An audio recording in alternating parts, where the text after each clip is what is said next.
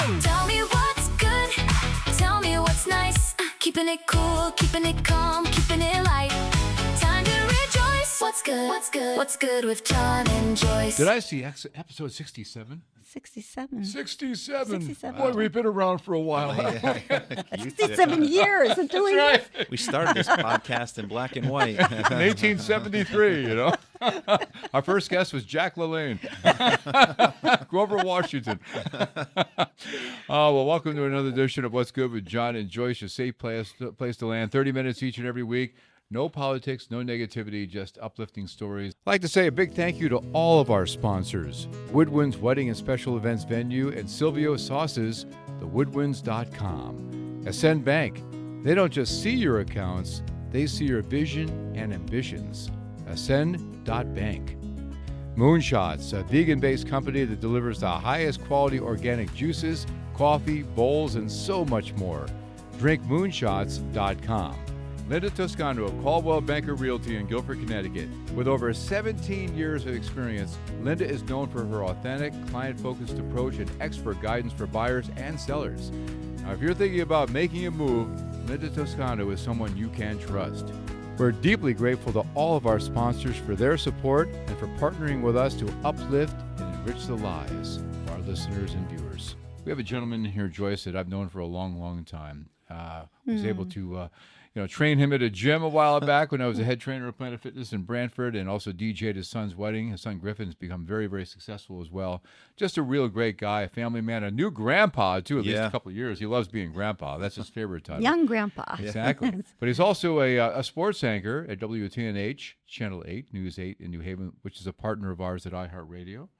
And just so great to have him in the studio. My buddy, my friend, award-winning sports anchor, John Pierson. Yay, John, welcome. How do you like that for an intro? That was a heck of an introduction. Yeah. How much time do we have for this show? Because you ate a lot of it up right there. Well, and how do I look, by the way? Is the training Well, going it is on? National Repeat Day it is. when we were recording this, so we could do that over and over again. What does that mean? Oh, you can keep repeat things over and over it's again. okay, And because John it's wants us to National repeat Repeat that Day. intro. Well, I'm getting older. I guess I'm starting to repeat stuff too. That's so. right. No, it's great to be here. Your show's great. And I love that it's all good. You know, I mean, listen, there's a lot of bad we talk about in news, but the good stories. There's so much good out there. You know, that's one thing I've noticed in the news business. There's so much good that we don't always get to, and this is a nice avenue to be here and talk about good I love things. having you here. I'm such a fan because I love your voice. You're very calming, even with sports. I mean, thank you. It's even if I don't understand some things. I appreciate that. Because you've been a staple in the area for so long. Thank you. You know, it kind of blows my mind a little bit. I'm June. I'm celebrating my 31st anniversary at Channel 8 as a paid employee. I did 4 What, did you start when you were 7?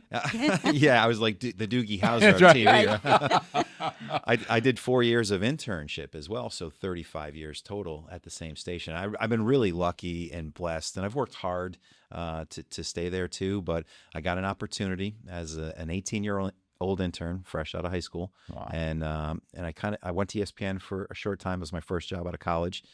And here I am, 31 years later, and I have been lucky, and I've been able to stay at home, raise a family, because in this business, so many people have to come and go. And That's true. I've been in one spot, and I'm really grateful for that. That's really a gift. It really is. And John, we're both in the broadcasting business. I've been in a little bit longer than you have, but you really have to change with the times. Yeah. And it's a little bit different than it was 31 years ago or when I started out 100 years ago. but you really do have to change with the times or else you get run over by the times. Yeah, you do. You have to adapt. You have to keep adding to your toolbox. You know, you have to learn new things and embrace it. And sometimes you don't want to have to learn new things, right? But that's how you stay, I guess, relevant. And it has changed so much just in the TV business. I know, in the radio business and the media business in general, whether it's newspapers, radio, TV. But in TV, I just remember the equipment we used to have, the deadlines, and now, everything is so streamlined, and we went from big numbers to small numbers trying to do the same job. Right. And, the social media aspect now is a big part of it as well. Yeah. So you throw that into the bag. When I first started, we had photographers traveling with us. We had satellite truck operators running live shots for us. Sometimes you travel with a producer. And now, to the last Final Four I just went to with UConn men in Indianapolis, I went by myself. Wow. shot my own stuff, editing my own stuff. It's been like that for a handful of years now. And they supplied a photographer for us out there, our sister station, to do my live shots from the scene. But you have to go with it. And fortunately, I do sports, and I love doing sports. So I don't look at that and feel like, I got to cover this game. I'm lucky. I'm lucky to be where I am doing that. Yeah. See, I love the attitude of gratitude, because even though it's changed and we're doing more, maybe for less, I count my blessings every single day. Yeah. To still be doing what I love to do. It's changed. People ask me all the time, how's it different, John? I said, it's different, but it's still fun. Right. You just look at it a little bit different. You adapt. Yeah, for sure. Yeah. When you're passionate about something, I'm passionate about it. So I can get up and go to work to a job that I don't love, and that's got to be tough. Not only your work day, but the rest of your life as well. But I go do a job that I love, and yes, at times it's hard, and sometimes it's a 16-hour day, and sometimes it's 9 days in a row of 14-hour days, or 29 out of 31 days I've done. And long days during March Madness, whether it's college basketball, college hockey, there's high school championships. But at the end of the day, I did something I love, and it's provided for me, for my family. So, John, was this always a dream of yours to? It's funny. No, it wasn't actually. I mean, I loved sports. I loved playing them, as Little League baseball, youth basketball, football with my friends, any sport. I street hockey. What sport were you best at? Baseball. Baseball? Yeah, baseball. I always wish I learned how to skate, but when I was in the second grade, we had an open skate night for our school, and I fell on the ice, and I cracked my head open. Oh. So I had that was concussion. a deterrent. Forget it. So I never got back on the ice for the longest time, but I loved like floor hockey, street hockey. So I always loved sports. And TV, I'd watch TV, and I watch the sportscast. I would tune in right for sports. I'd read the sports pages, and I was never thought about it as a career. I actually went to high school to be a carpenter. I went to Eli Whitney. I wanted to be a carpenter because I loved wood shop in middle school, and I'm like, let me try a tech school. You do a lot of work around the house? I could hold my own. Yeah, right. Whether it's and that translates even into some plumbing work, some electrical work. Like I'm not afraid. I found my new guy, Joyce. I think me too. I got so much. In your spare time. Yeah, I'll squeeze it in when I can. I got a door that really needs fixing. I got a back deck falling apart, John. Okay. Help! It's funny you should say that. I spent time fixing the door 2 weeks ago, and I am sanding the pool deck as we speak now to stain. We got another job for you. We'll talk when we get off there. It might be next summer I get to. But So you thought you were going to be a carpenter? Yeah, and I loved it. And I really did enjoy that. And I worked some jobs, in between my junior and senior year. One good job, one job. I was like the boss. I was like, I don't know if I could do this. I don't know if I want to do this. So I went to the University of New Haven for civil engineering. So I said, I want to do maybe the next level, maybe design roads and bridges, that kind of thing, or whatever. And then I was there for one semester, and that's when everything changed for me. I was working a part-time job. Many people probably remember the car wash off of 95 next to the old Kmart. It's now a Taco Bell, and the Kmart is now the Home Depot in East Haven. Yeah. I was working at the gas station there, and one of the sportscaster guys came in, and I asked him, how do you get into what you do? Now I'm very shy by nature. I was super shy in high school. Did not love reading. You find that most people in our business are introverts. Yeah. Yes, I do see a lot of that.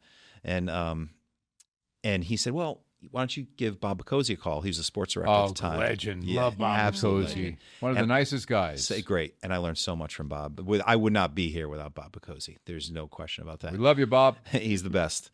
And he offered me an internship, and I took it. And from there, everything just changed. I ended up switching, going to Southern for their journalism and communications program, because I had to pay my way through college myself, and it was a little cheaper over there. So I went where the program was a little bit better, a little cheaper, and it worked for me. And I interned the entire time at Channel 8. Bob gave me a recommendation to ESPN, started ESPN, and then Bob called me back to be the producer at Channel 8 after a couple of years at ESPN, and here I am. Look at that. Yeah. Wow. Yeah. Now, you were talking about that job earlier, just really quick, that you loathed. What's the worst job you've ever had? You won't mention names, but what was the worst job? Yeah, I've been lucky. I've had a lot of great jobs. I started cutting lawns in the third grade and around the neighborhood. I was a little hustler around the neighborhood. And then one of the lawns I cut was a gentleman who owned a Lighthouse Market, a little corner store or meat market. So I would go there and I'd make subs and make sausage, and You could do it all. there's a lot of it was I learned so many things, and that was a great first job. But the job I didn't like the most was the one I was doing carpentry. Yeah. I had one great boss who was very respectful, and then one who I didn't like the attitude. I didn't like the way he was treating people, and it kind of turned it off for me a little bit. So maybe I should thank him in a lot of ways, because it opened my eyes to the other direction. So that was the job that I did not like. The one at the gas station was fun.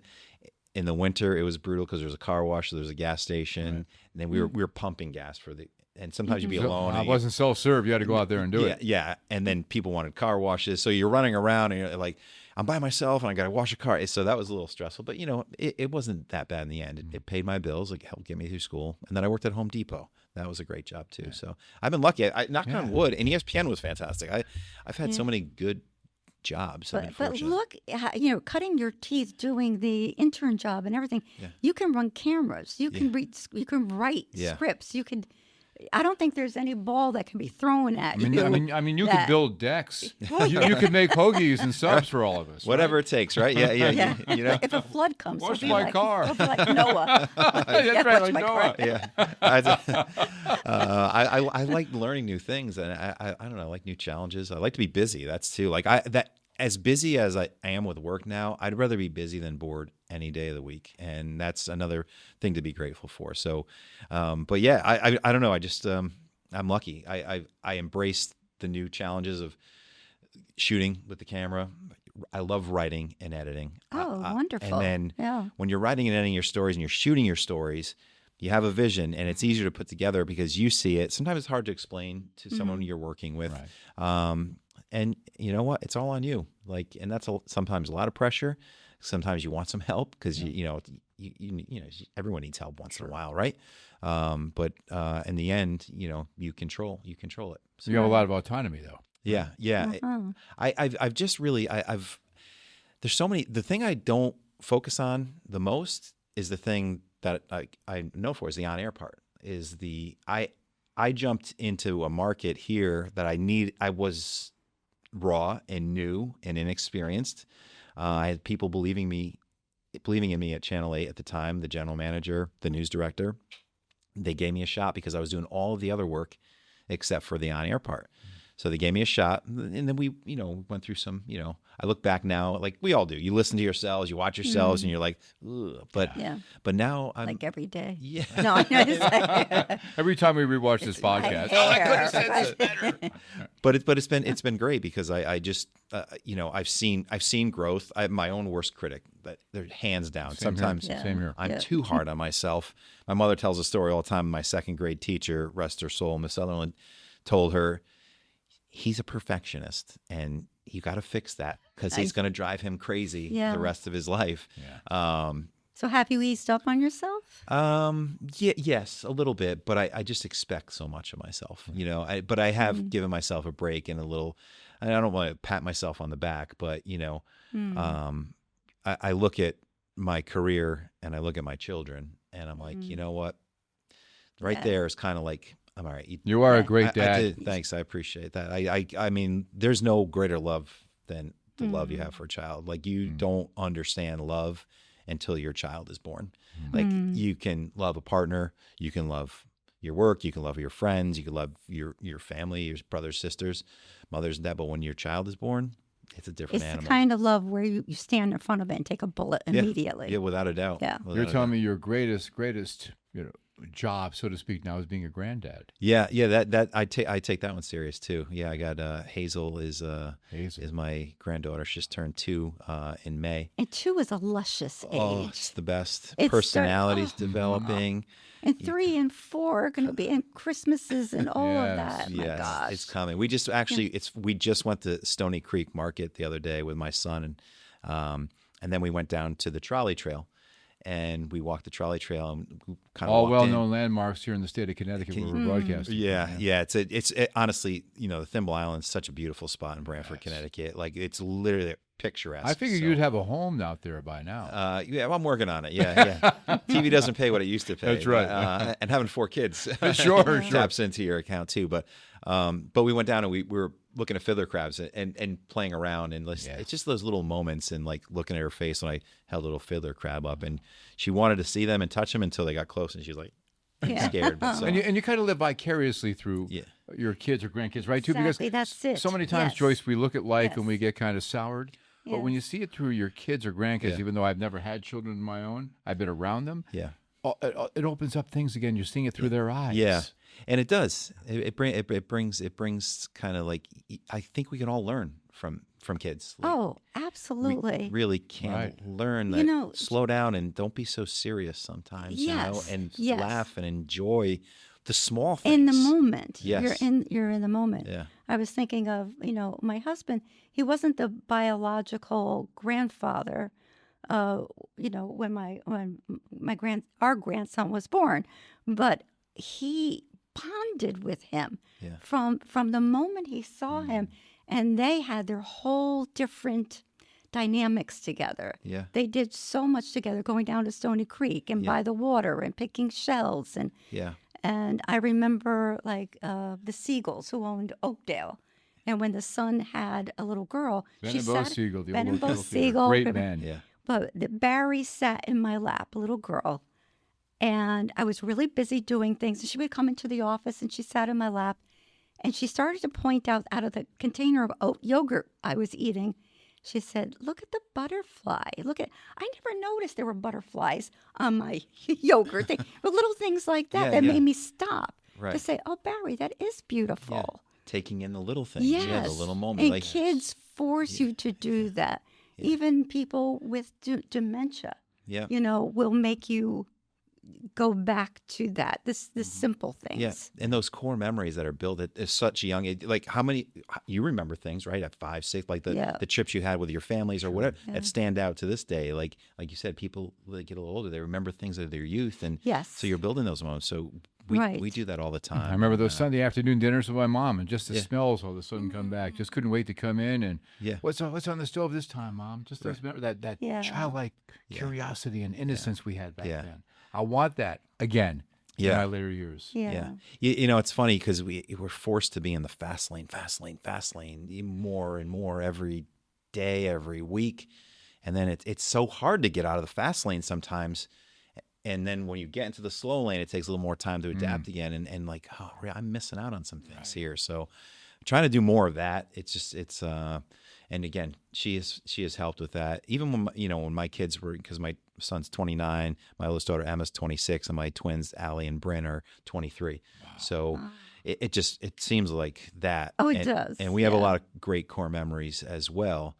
But I remember back to it. This has helped me tell stories to them. Like they'll laugh at me how I act with her, and I'll say, I did the same thing with you when you were little. You don't remember a lot of it because maybe it was but I said I was the same exact way with you guys as I am with her. But I bet you they love seeing that part of you. Well, because I think they can now see that all right, now I understand. Because they see pictures. You are their memories. Yeah, you are the great memories that being made now. Yeah, and with their mom and myself, and it's been a they have memories. We listen, the biggest thing people say, how do you handle 4 kids? And I always will be like, the simplest thing is be there and love them. Yeah. And a lot of other things will kind of take care of themselves. It's maybe it's simple, I think, but it's just I wish I had that. So you want to give your kids what you didn't. I love that. Be there and just love them. Yeah. That's what I remember most. Yeah. My father was very busy. He owned a business, a gas station, a body shop. He was working like 7 days a week, but I still remember when he came home, he would have, look in his eyes, and he would call me sugar, and I could see myself standing on the bed and just like reaching my arms out because that's all I wanted. Yeah, I just wanted the love and And if you ever went to work with him, you probably remember a moment going to work or all the stands time. out, or you probably remember how he smelled because he came home, he working. I love the smell of gas stations and gasoline pumped. Yeah. My Uncle John reminds me of this, that, where you may have bad memories if you didn't like the person you were working with. Yeah. Well, the gas station I liked. The gas station you liked, I did, and the smell was good. Actually, the worst part of the gas station. I'm sorry, because I got held up at gunpoint. Oh, here's another episode. At the Held gas up station. at Guncast with John Pierson. What happened? It was a night I was there by myself, and I was doing homework. So because you were a full serve gas station, you had to go out and pump the gas.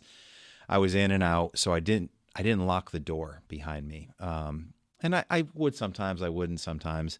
And I had my head down doing my homework. It wasn't a super busy night because it was a little bit snowy, and I remember looking up and seeing a guy there with a black hoodie on, and I didn't think about it. He comes in and he asks for cigarettes. I turn around to get him this pack of cigarettes. I turn around and he's got a gun about a foot from my chest. Oh my gosh! And I was ticked off. I was mad, and I more gave than him a scared. little. You were ticked. I gave him a little attitude, and I take whatever you want. Take whatever you want. And he's like, what? And he put the gun closer to me. And then he made me go sit down in the bathroom that was attached on the floor. And he took money, he took cigarettes, he took everything we there. And then he came walking at me. And I was like, I thought he was going to shoot me. I'm done. Oh my God! And instead he took the door and he just slammed it. And now at this point, my heart's going. Yeah. And I looked under the door to see if he was, and I hit the emergency button for the cops to come. And then I jumped up and I locked the door, and then my heart was going through my chest. Did they ever find the guy? They never caught him. They never caught the guy. Never caught the guy. So I gave a description. I went to the PD and stuff. But that was a bad work experience. Wow. Yeah. So Wow. I forgot about that. You just triggered it when you talked about the gasoline. Yeah. But but other than that, that was pretty bad. How about this? You've been celebrated by many in your business for being, sportscaster of the year, the century, the millennium, the decade. I mean, that's got to be pretty cool. It is. Because you don't actively seek these awards. No. So it's funny. I entered the Emmys a couple times early, won a couple of Emmys, and then I put one story in that I thought was a sure winner. And best story I think I've ever done on Caron Butler, former UConn basketball star. Nice. His life growing up in a gang, going to jail, and becoming an NBA superstar, all-star, and a great dad.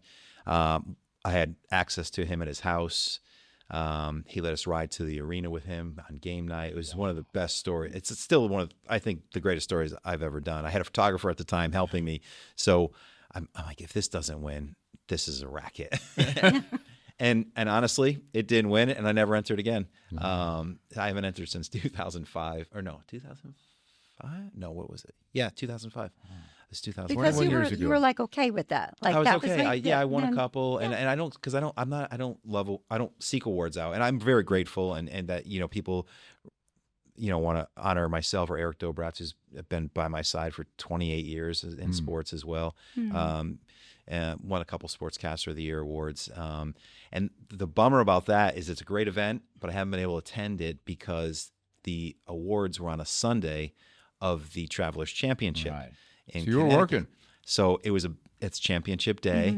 Yeah. And I'm like, what kind of Sportscaster of the Year would I be if I left on one of the biggest Right. events in Connecticut to go get an award? So they were nice enough to ship it to me. But Oh, that was good. So but I have Because you made it all about the event and your job, not about you. Yeah, well, and that was good. That was great. Yeah, and that's just how I'm wired. Like I do appreciate it. I don't want to I don't love awards. I just don't seek them out. And but we do appreciate the acknowledgement because it does feel good. You want to know that people appreciate you. Running around. What people don't know about the job we have now is, I was at work before I came here. I got to go back to work and tape some specials for the NBA Finals, and then do the sportscast, and then try to run out and shoot some high school sports. The championship season is right now, and then run back and do more. Right. The 10 and 11 o'clock show tonight as well. So we're always in and out, covering our own stuff. Getting off the set, driving to Meriden, shooting a game, driving back. Right. Or out to wherever it may be. Pick a place. It's a lot, but it like the back of your hand. Yeah. So it's. But you love the busyness, like Yeah. you said before. You love it better than being bored. It is, yeah, I do, and I love it, and it's we get to pop in this town, that town. I've seen so much of Connecticut covering it, and it's funny. I've been around the state all my life, but I still find new places that I haven't been to before. good. You know, which Yeah, is that's fun. kind of neat. Yeah. And you get recognized when you go out there by people too. Sometimes, yeah, sometimes here and there, and that's and it's nice. But again, sports is the news people and the weather people get recognized all the time, and the sports people, because there's a certain audience for it too. Yeah. But yeah, I get it. We all get it here and there, and it's nice. It's nice to people appreciate what you're doing. Yeah. Well, I for one appreciate you as a friend. I appreciate what you do. Back at you. And you just I appreciate most about you just being a dad and the way you talk about family. Yeah. And being, Yes. that really, really connects with me. Incorporating both into Yeah. your world so beautifully. That was not negotiable for me. I wanted to be a good dad. I wanted to be the best dad I could be. Like, listen, did I make mistakes? Of course you do. It's hard when you're parenting. It's hard when you're going through for the first time and you've never done it. And I was the 26 when my son was born, and all my kids were born. But I was 32 when my twins were born, and 29 when my daughter Emma was born. So I wanted to be good at it. I wanted to be present. And one of the great things was sometimes I couldn't be there at night because sports is nights and weekends, and I was working weekends. So I'd make sure I'd volunteered at school. Went on field trips with the kids or did field days with the kids. So at least I had time with them, or they'd see me in the school, and I would help some of the kids who needed help with reading or math in like one of the elementary schools, or helped in the library. I love the fact that you have a serving mentality. Yeah. In all aspects. It's innate within you. Right. Yeah, That you don't it even is. think about it. It is, and sometimes it's to a fault. I'll be honest with you. Sometimes We have to learn to say no once in a while, don't we? Yeah, you do. My You wife do. tells me that all the time, Yeah. Joyce, and I have a hard Yeah. Yes. Right.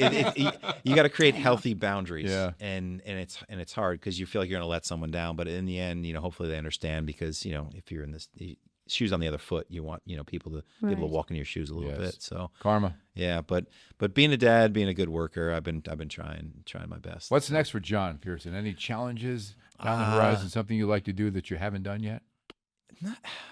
I don't know. That's a good question. I have to stop and think about it because I do want to enjoy things. I do love to go on trips and travel when I can. I would love to travel a little bit more. I do help my son out with his business here and there. He's phenomenal videographer and content creator. And I've done a couple of weddings with him over the years. Yeah, he's so super talented. He's got a great business going, and he's built. I'm very proud of him with that. I try to help him out, so I enjoy going with him. He's brought me on some. He shot some weddings in Las Vegas. He's brought me with him. Wow, Chicago. nice. We caught a Cubs game, which I'd never been to Oh, Wrigley Field. cool. Wrigley Field. Yeah. So I don't know. I mean, I'll try to help him out a little bit, but I do want to And the girls are doing well, your daughters? Yeah, they're doing great. They're all just great people and hard workers, good work ethic, and like I said to them, if you could find your passion, Find your passion. and then the hard work, the money will eventually come. Hopefully, Right. if you're passionate about it. So Right, and it won't feel like work. no, right? No, it really it doesn't. So that is, You're- if you build it, it will come. Kind of, kind Field of. the dreams, right? Yeah, But right. I have a question for you. It might sound like a silly question, but sometimes if I'm thinking it, other people might be thinking it. So when I'm watching sports, and I think like my husband was a big Yankees fan, my father-in-law, Red Sox, so it causes, like interesting conversations. Yeah, But you have to be objective. yeah. But if you're reporting something and you feel strongly about one team or something, do you ever go inside? It's funny because as I've gotten older, my passion in fandom for teams has kind of disappeared a little Subsided, bit. huh? Like I was a Yankees fan growing up. I had the weirdest combination of teams growing up. A Yankees fan, a Sixers basketball fan. I like the Dallas Cowboys. Yeah, me too, to our fault. Right. And the Boston Bruins. And, but then I started interning and covering the Hartford Whalers, and I started enjoying, those guys were very nice to me as an intern. So now I become a fan of the athletes you're covering. And sometimes they could be at UConn, but they might be in the NBA, Caron Butler. So now I'm a fan of Caron Butler, and Caron Butler plays for, let's say, the Miami Heat or the Washington Wizards, and he's playing the Sixers. Well, I want to see Caron do well. I don't really have any attachment to the Sixers anymore. Same thing, Walter Camp football would have a lot of All-Americans come in here, and we did a lot of shows back then, and they were great guys. You can go to Larry Fitzgerald and Adrian Peterson, guys who will end up in the Hall of Fame. Wow. who were great, and we did shows, and then you see them and they're playing your team, and you're like, he was a nice guy. He was really nice to my kids. Yeah, especially seeing them so up you close. root for people. So I root for people. Yeah, I see. Couple quick things. Nicest guy you've ever met. Nicest athlete. So many. If you had to pick one. So many. So one that I, and there's two of my favorite athletes, and there's been many that I've enjoyed covering. Dan Orlovsky from UConn. Right. Amazing story. I love him on TV. He's great on TV. First time I interviewed him, he was a sophomore in high school at Shelton. Wow. Followed him through UConn, became a friend, went to his wedding. And he still, when I text him, he answers within 5-10 minutes. Wow. Nice. And if you need him, says a lot about this guy. He's right there. Great family man too. Had a tough family dynamic himself. Growing up, overcame it. Great guy. So Dan's up there. Was a big fan of Diana Taurasi. Was one of my favorites to cover. But the list goes on. And I don't want to make anyone feel bad. It's like you're asking me to pick a favorite child. In a lot of ways too. Well, I would never there's a lot ask of you good who the guys out biggest there. you-know-what is. Yeah. I would never do that. Well, We don't want to go to the negative No. road. Well, what's real interesting? I know we're tight on time here, but one of the people I met over the years, and this goes from the great guys to, wow, who saw that coming? Aaron Hernandez. Did him in high school, covered his story. Sad story. Such a terrible story from top to bottom, all of it. And then he was great when we met him when he came back for college awards. Then first couple of years with the Patriots, he was always nice to us when we did something with him. And then all that comes out, and you're like, Yes, like yeah. So Yeah, so that was shocking. I've been lucky. I mean, there's so many names. I mean, the coaches have been great, from Jim Calhoun, Gino Auriemma. You can go on and on and on. I've been blessed. I really have been blessed. You know who I'm a sports fan of? Who's that? This guy, John Pierson. Me too. Thank I you. appreciate John it. Pierson, you've been great. You've honored us with your being here with us today, and we just wish you and your family nothing but the best, continued success over at Channel 8. Same to you. We're done already, huh? We are. It's ABC affiliate. Yeah, ABC That's right. TV. Also a partner of iHeartRadio, where I work. John Cadillac Seville from iHeartRadio and John Seville Entertainment. And also, what's your name again? I have no idea at this point. It's on the board. Oh, it's on the board. It's on the board. Yeah, there The we thing go. is, Joyce Aroo. if you ever get mad at me, you might throw me out and replace me with another John. You don't I'm even here. have to change the marketing. I'm around. Okay. Hey, John, better bless watch you and your yourself. family. Same to you. Appreciate guys. your friendship. Thank you. Thank you, John. Until next time, God bless. We love you. Bye-bye. Bye. Hey, I heard you got engaged. Congratulations. Now it's time to book the DJ. And that's where we come in. I'm John Cadillac Seville with John Seville Entertainment, Wedding Wire, and the Knot 2026 Couples Choice Awards winner. You can call me directly if you like at 203-988-0658. We'll set up your free consultation. Or go to johncaddyman.com. That's 203-988-0658 or johncaddyman.com. We offer excellence, peace of mind, and a great time for all. John Seville Entertainment, a name you know and can trust.